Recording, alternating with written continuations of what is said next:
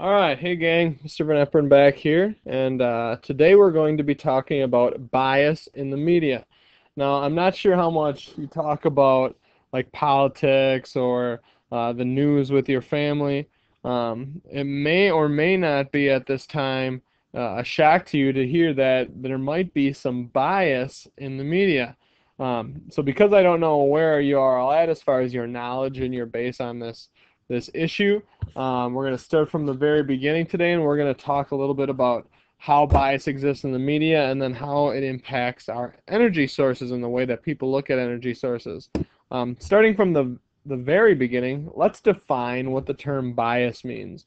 Now, when we talk about bias, we're simply referring to a particular tendency or inclination, especially one that prevents unprejudiced consideration of a question. So anytime you are biased, you do not have an open mind about an issue.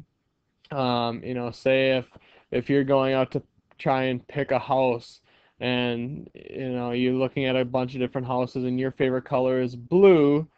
Just going up to a blue house might make you biased about how much you like the house inside and out. All right. Our next question has to do with the purpose, and when I say purpose, that's purpose of the news. So what is the purpose of the news? Now, if you think about it, the purpose of the news is to inform people, tell people what's going on, let them know about things that are happening in their community. It's to hopefully educate, okay, educate the masses, let them know um, maybe about events that are going to be going on around election time. I know they talk a lot about where you can go vote and that sort of thing. Many people in the past have said like the weather in terms of informing you. Uh, However, I know last year when I had this discussion with the group that we were going through this topic with, nobody said to make money.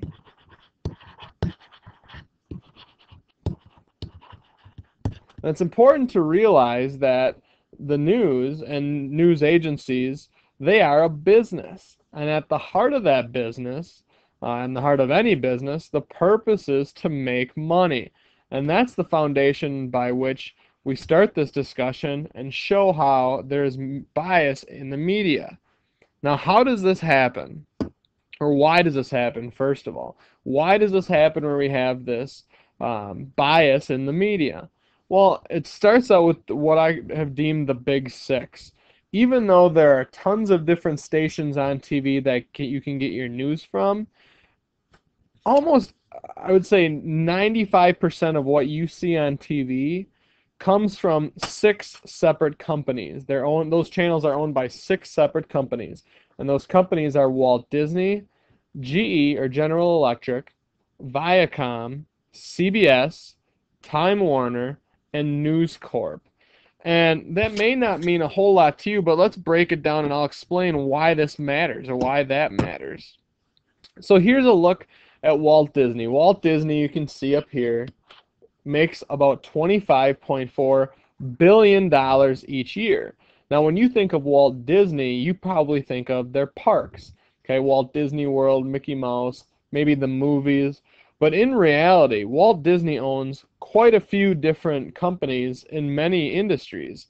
They own the Mighty Ducks, the Anaheim Angels, two sports teams out in California. We know about their movies. They own some radio. They've produced many productions on Broadway. They own some magazines, a lot of resorts and vacation type places, some book companies.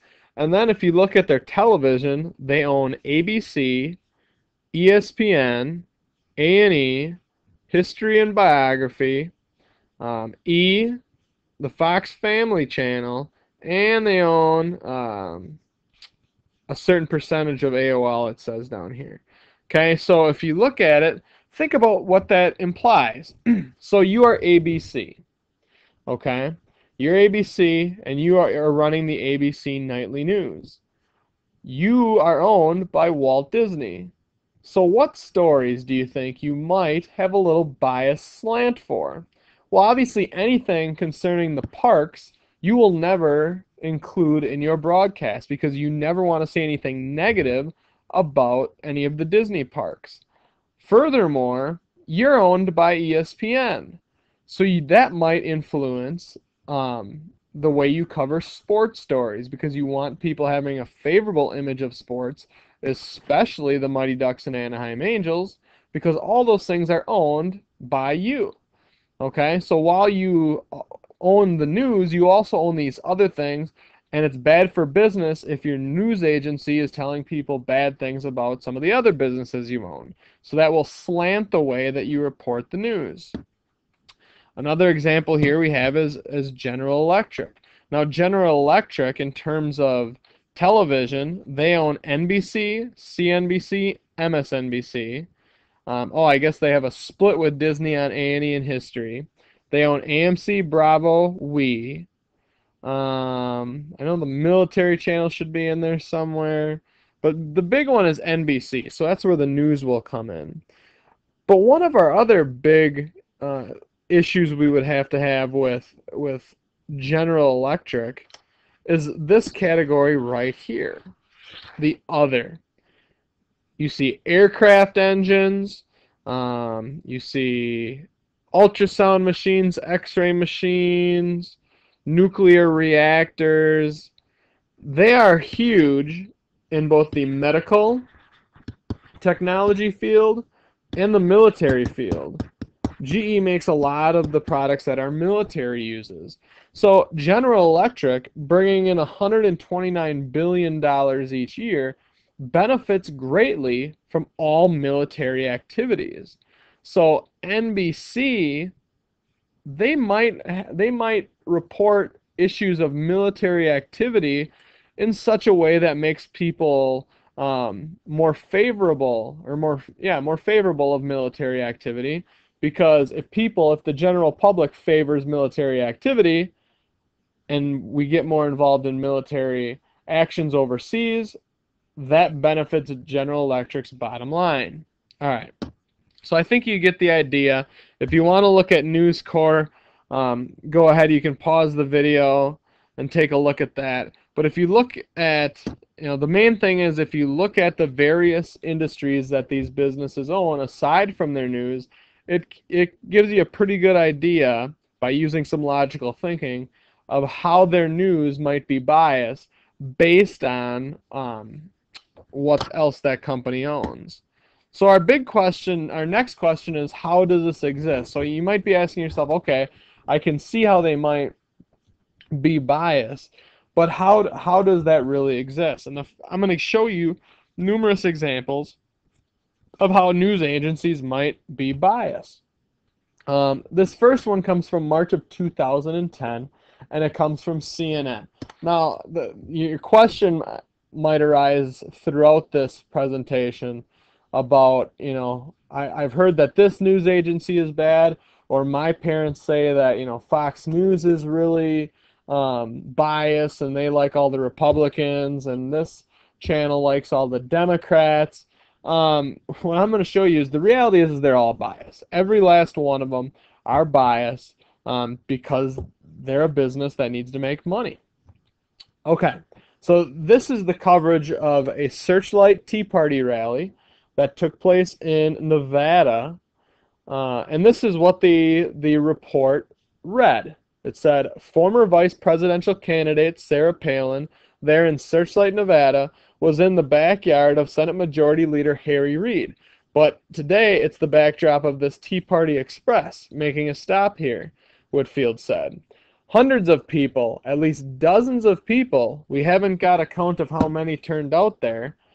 We heard Sarah Palin talk about everything about the campaign, to unseating Senator Reid, to what she calls Obamacare, on the heels of that health care vote, and even talking about her definition of her love of America. Now, just reading that, you would not know where the bias comes into play. And I've bolded it for you right here. Hundreds of people, at least dozens of people. Okay, so when you hear a reporter say, and let's say you ask this reporter, how many people were at this rally? And they said hundreds, well, at least dozens. When you say that, what implication do you think that gives off to readers? Well, if you picture 100 people or at least a dozen people at a rally, you're thinking, well, maybe this rally wasn't that big. Maybe there are not many people out in Nevada that favor the Tea Party. Maybe there are not many people that favor Senator Palin or Governor Palin. However, if you look at the picture from the rally, this was an overhead, okay? Uh, and now you may be asking yourself, how could they lie like this? And this is where, you have to look at the wording. Wording is very particular because they didn't lie. There were hundreds of people. There were at least dozens. There were 713 dozens people there. So there were at least dozens. And those dozens of people backed up the roads all the way past this mountain right here. Okay? So you can see how these agencies won't lie, but the way they word things can influence what people think about that story. Headlines are another popular way. There was the Troy Davis story from last year. I don't know if you recall that story at all, but the long and short of it was you had a man, Troy Davis, who had been sentenced to death many years ago, but for various reasons, people were coming forward and saying that the police paid them to testify against him in court, and that he actually didn't do what he was claimed to do. While the lawyers appealed many, many times, most people felt, or I shouldn't even say that, many people felt that Troy Davis, at very least, should not be killed because people weren't sure whether or not he was guilty yet. And despite all the appeals that the attorneys were making, he was put to death, I think in either November, sometime last fall. The next day, it was a big media storm around the story. CNN on their website, they had the headline. It was the first thing you saw when you opened up the page, and it said, "Despite public outcry, Davis put to death."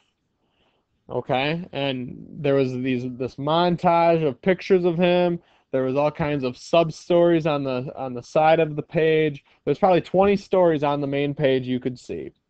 On CBS News, as soon as you went to their headlines, it says lawyers' efforts fail, Davis executed in Georgia.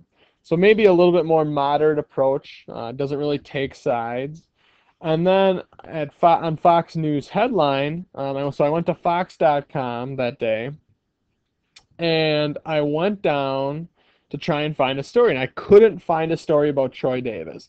Everybody's talking about the story, and I couldn't find a story on FoxNews.com until finally I scrolled to the very bottom of the page, and there was a section that said Other News, and I finally found the headline, Georgia Cop Killer Finally Executed. And that was the story about Troy Davis being put to death. So clearly, a little bit more slanted story. So one that favored Troy Davis and made him almost seem like a martyr, to one that made it sound like it was about time that he was put to death.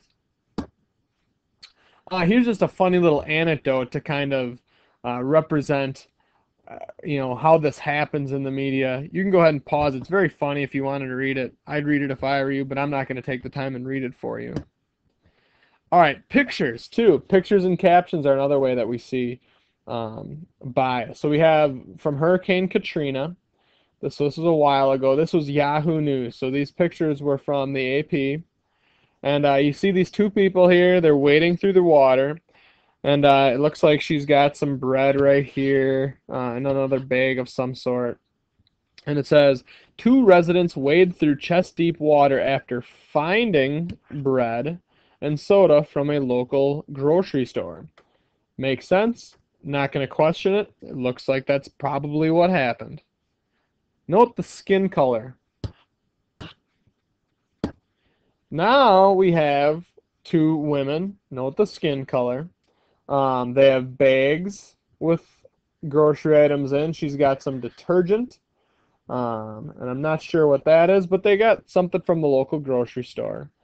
And it says, looters carry bags of groceries through floodwaters after taking the merchandise away from a wind-damaged convenience store. So looters carry bags after taking the merchandise. I'm not saying that that's not what happened, but to me, I don't know as though I would have what looks to be like detergent and bags if I'm just stealing things. And this was one that it got a lot of play in the news media, and the AP was very criticized for these captions. Because the fact is that isn't what ended up being the truth. Okay, here's another big story that Fox News ran in the New York Times, and it said, how did ABC, CBS, NBC, MSNBC, and CNN miss this story? So here's a big anti-tax, anti-big government rally that took place in late summer of 2009. However, this was the same day, or same later that week, and this was the same exact rally that MSNBC was covering, and that was the rally that Fox News claimed that MSNBC was not covering. And actually, CNN ran 14 reports that day on the rally. CBS ran a story about the rally in 69 separate broadcasts, and ABC covered the rally in all 3 of their evening news broadcasts. So the question I have then is, why did Fox want people to think they didn't cover the story? Well, the reality is that most of these news agencies feel that the American public is lazy and that they won't go find the facts for themselves. So I urge you, don't always take news stories as though they are fact. Make sure you back up sources numerous times. So that gets up to our question. Actually, hold on for a second. And one last example, this one a little bit more closer to home, and dealing with one of our business partners. I found this the day after I taught this lesson. So in the Milwaukee Journal Sentinel, there was a story that read, Plexus fiscal 1/4 earnings fall 29%. And it's all about how Plexus was doing very poorly and how their business wasn't doing very well. And I'd asked some people who knew Plexus about it, and they didn't know much about it, but they're obviously very concerned that this was making a big headline. And then later that day, so notice the date, January 18th. Notice the date, January 18th. Out of the Appleton Post-Crescent, it says, Plexus hits higher end of revenue forecast. So you have 2 stories about the same company on the exact same day, one claiming that Plexus is really failing, one claiming Plexus is exceeding expectations. Why that's the case, I don't know. Okay, but the fact is, you should probably be backing up, checking your sources with other sources. Okay, so how do we know? How do we know this has happened? Well, there's 3 ways. I've narrowed it down to 3 ways. One is choice of stories. Now, if I'm biased, now let's put it this way. If I am the nightly news, I'm a national news agency, there are hundreds and hundreds of things that happen each day around the country that are worthy of me reporting on them. Now, there are certain things that I absolutely have to cover if I'm a news agency, because they're big stories that everybody knows about. But after those big ticket items, I can choose whatever I want. So that's where you have to look at. Does this news agency pick stories that try to make a particular group look bad? Does it try to pick a group and make them look good? Another is their use of adverbs or adjectives. What words do they use to describe? There was a news agency, or a couple news agencies, that ran stories on the president's budget proposal. And in the president's budget proposal, there was less money that was going to be available for Medicare. One of the stories read that the president's budget trims funds for Medicare, and another said that it gouges funds for Medicare. Now, both of these words mean different things, and you know that. We know what those mean. But what percentage does it take to be a trim, and what percentage does it take to be a gouge? It was actually being cut back by about 15%. Now, to some people that might be a trim, to some people that might be a gouge, but clearly, depending on what word you want, it might mean a different thing. And then lastly is pictures. Um, what kind of how do the if you're doing a report on a murderer and the person has not been proven guilty yet, what kind of picture did you use? Do they look good? Are they in a suit? Do they look well kempt in that picture, or is it the picture of them in their jumpsuit right after they were arrested? Okay, so look for those types of things as well. All right, at this time you can return to the website and take a look at um, some of the energy related articles I've included on the website, and then I'm going to ask that you do an evaluation of just how biased or unbiased that news agency is. If you're having trouble with this, as always, let me know and I'd be happy to help. Otherwise, you have a good day and have fun reading your energy sources.